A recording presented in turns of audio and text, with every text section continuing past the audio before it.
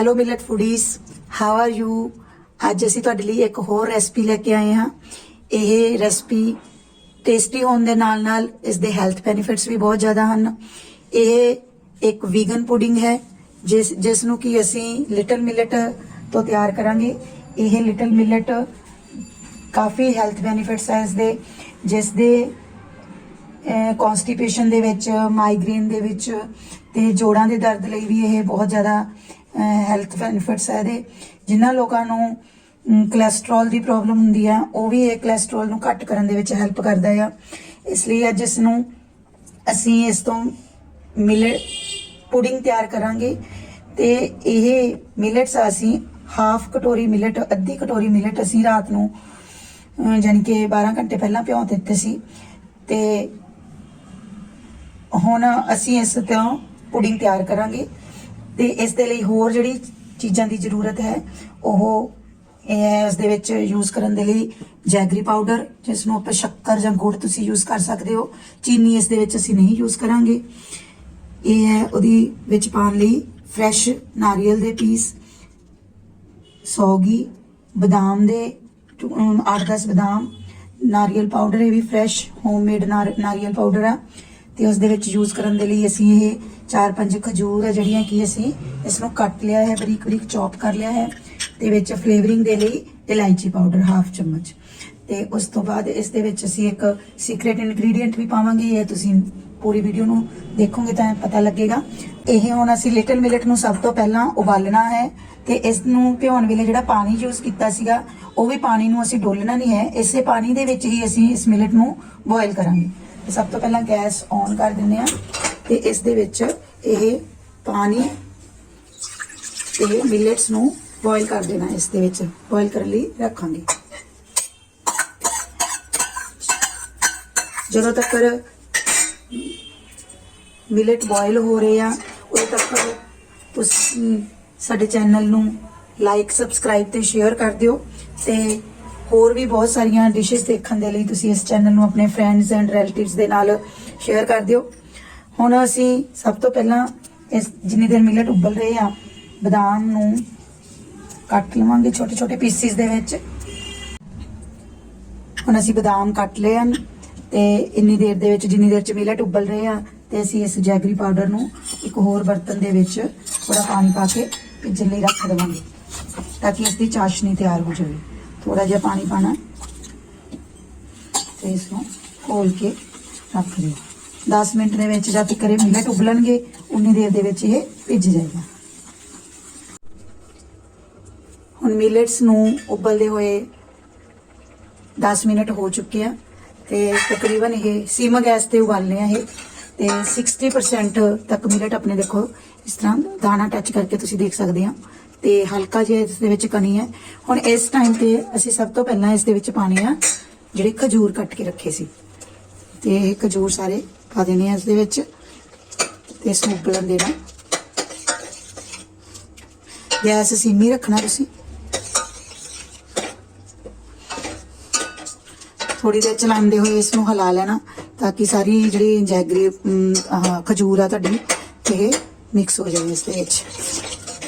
ਵੈਸੇ ਕਈ ਲੋਕ ਜਿਹੜੇ ਗੁੜ ਜਾਂ ਸ਼ੱਕਰ ਨਹੀਂ ਵੀ ਪਸੰਦ ਕਰਦੇ, ਘੱਟ ਮਿੱਠਾ ਖਾਣਾ ਪਸੰਦ ਕਰਦੇ ਆ, ਉਹਨਾਂ ਦੇ ਲਈ ਇੰਨਾ ਖਜੂਰ ਦੇ ਨਾਲ ਬਣਿਆ ਹੋਇਆ ਮਿਠਾਈ ਬਹੁਤ ਜ਼ਿਆਦਾ ਸਫੀਸ਼ੀਐਂਟ ਰਹਿੰਦਾ। ਪਰ ਬੱਚੇ ਵਗੈਰਾ ਜਿਵੇਂ ਜ਼ਿਆਦਾ ਮਿੱਠਾ ਪਸੰਦ ਕਰਦੇ ਆ, ਥੋੜਾ ਜਿਹਾ ਖੀਰ ਪੁਡਿੰਗ ਦੇ ਵਿੱਚ ਥੋੜਾ ਮਿੱਠਾ ਵੱਧ ਚੰਗਾ ਲੱਗਦਾ, ਤਾਂ ਹੁਣ ਉਹਦੇ ਲਈ ਅਸੀਂ ਜੈਗਰੀ ਜਾਂ ਸ਼ੱਕਰ ਪਾ ਸਕਦੇ ਹਾਂ।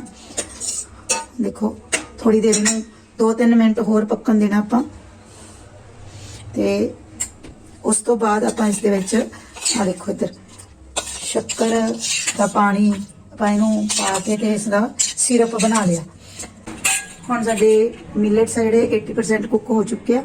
ਹੁਣ ਅਸੀਂ ਆ ਜਿਹੜਾ ਜੈਗਰੀ ਪਾਊਡਰ ਸੀ ਇਸ ਨੂੰ ਛਾਣ ਕੇ ਇਸ ਦਾ ਚਾਸ਼ਨੀ ਨੂੰ ਉਹਦੇ ਵਿੱਚ ਪਾ ਦੇਵਾਂਗੇ। ਤੇ ਥੱਲੇ ਜਿਹੜੀ ਰੈਸੀਡਿਊ ਰਹਿ ਜਾਊਗਾ ਉਸ ਨੂੰ ਛੱਡ ਦੇਣਾ ਤੇ ਗੈਸ ਨੂੰ ਮੀਡੀਅਮ ਕਰ ਲੈਣਾ। ਦੇਖੋ ਕਿੰਨਾ ਵਧੀਆ ਟੈਕਸਚਰ ਆ ਰਿਹਾ ਹਲੇ। ਇਸ ਨੂੰ ਇੱਕ ਬੋਇਲ ਆਉਣ ਦੇਣਾ ਤੇ ਇਸ ਦੇ ਨਾਲ ਹੀ ਫਿਰ ਇਸ ਦੇ ਵਿੱਚ ਹਾਫ ਕਟੋਰੀ ਕੋਕੋਨਟ ਪਾਊਡਰ ਹੈ ਜਿਹੜਾ ਪਾ ਦੇਣਾ। ਇਹ ਸਾਡੇ ਕੋਲ ਹਾਫ ਕਟੋਰੀ ਕੋਕੋਨਟ ਪਾਊਡਰ ਹੈ। ਮਿਲਟਸ ਤਾਂ ਹੋ ਚੁੱਕੇ ਆ। ਹੁਣ ਇਸ ਦੇ ਵਿੱਚ ਕੋਕੋਨਟ ਪਾਊਡਰ ਪਾ ਦੇਣਾ। ਪਹਿਲਾਂ ਥੋੜਾ ਪਾ ਕੇ ਇਸ ਨੂੰ ਹਿਲਾਣਾ, ਨਾਲ ਨਾਲ ਹਿਲਾਉਂਦੇ ਰਹਿਣਾ ਇਸ ਨੂੰ।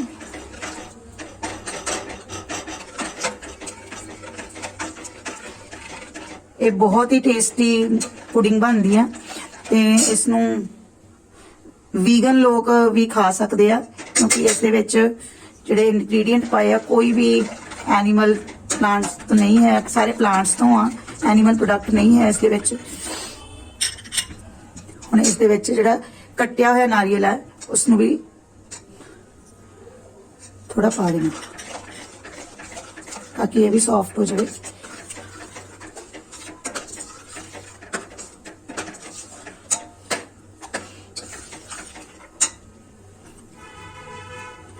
ड्राई फ्रूट्स तकरीबन सारे पा देने हैं, 2-4 ड्राई फ्रूट्स डेकोरेशन ਲਈ ਰੱਖ ਲੈਣੇ ਆ।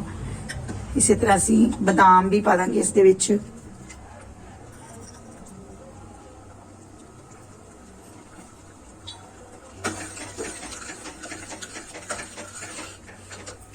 ਇਸ ਨੂੰ ਲਗਾਤਾਰ ਚਲਾਉਂਦੇ ਰਹਿਣਾ।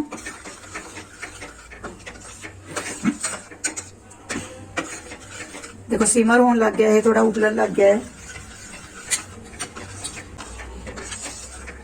इसमें 5 मिनट्स तक होर पकाना है ताकि पुडिंग रेडी बिल्कुल सॉफ्ट हो जाए, एकदम बिल्कुल केक की तरह बन जाती है। इन्ना ज्यादा इसका टेस्ट फ्लेवर वधिया हुंदा है।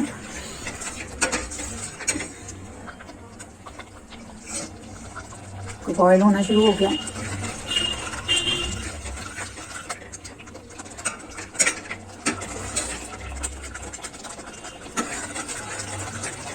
ਹੁਣ ਇਸ ਦੇ ਵਿੱਚ ਅਸੀਂ ਇਹ ਨਾਰੀਅਲ ਦਾ ਦੁੱਧ ਜਿਹੜਾ ਉਹ ਇਸ ਦੇ ਵਿੱਚ ਥੋੜਾ ਜਿਹਾ ਮਿਕਸ ਕਰਾਂਗੇ ਤੇ ਇਸ ਨੂੰ ਲਗਾਤਾਰ ਚਲਾਉਂਦੇ ਰਹਾਂਗੇ।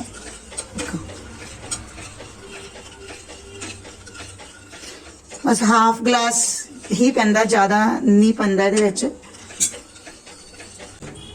ਇਸ ਨੂੰ ਥੋੜਾ ਬੋਇਲ ਹੋਣ ਦੇਵਾਂਗੇ ਤੇ ਐਂਡ ਦੇ ਵਿੱਚ ਫਿਨਿਸ਼ਿੰਗ ਟੱਚ ਦੇਣ ਦੇ ਲਈ ਇਸ ਦੇ ਵਿੱਚ ਇਲਾਇਚੀ ਪਾਊਡਰ 2 ਚੁਟਕੀ ਇਲਾਇਚੀ ਪਾਊਡਰ ਇਸ ਦੇ ਵਿੱਚ ਪਾ ਕੇ ਇਸ ਨੂੰ ਫਿਨਿਸ਼ ਕਰਾਂਗੇ ਤੇ ਫਿਰ ਸਰਵ ਕਰਾਂਗੇ। ਸਰਵ ਕਰਨ ਤੋਂ ਪਹਿਲਾਂ ਇਸ ਨੂੰ ਥੋੜੇ ਦੇਰ ਠੰਡਾ ਕਰ ਦਿਆਂਗੇ ਤਾਂ ਕਿ ਇਸ ਦੀ ਟੈਕਸਚਰ ਜਿਹੜਾ ਮੇਨਟੇਨ ਹੋ ਜਾਵੇ।